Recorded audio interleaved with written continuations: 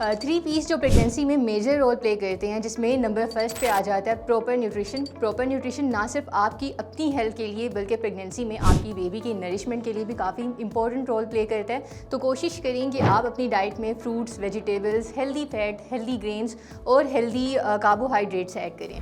Number second पे आ जाता है पॉजिटिव माइंडसेट। जैसे कि कुछ लोगों को प्रेगनेंसी में डिप्रेशन का, एंजाइटी का प्रॉब्लम रहता है, और जितने आपके नेगेटिव थॉट्स आएंगे, आपकी बेबी की जो डेवलपमेंटल फेज़ होती है वो भी उसी तरह से कॉम्प्रोमाइज़ होती है।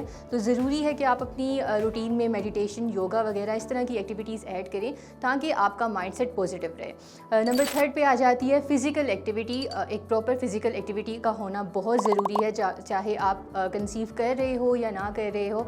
ड्यूरिंग प्रेगनेंसी जितनी भी एरोबिक एक्सरसाइजेज होती हैं, जिसमें वॉकिंग आ जाती है, स्विमिंग आ जाती है, साइकिलिंग आ जाती है, अगर आप डेली बेसिस पे सिर्फ 10 to 15 मिनट्स की या 15 to 20 मिनट्स की वॉक भी कर लेते हो तो ये आपके लिए इनफ रहेगा।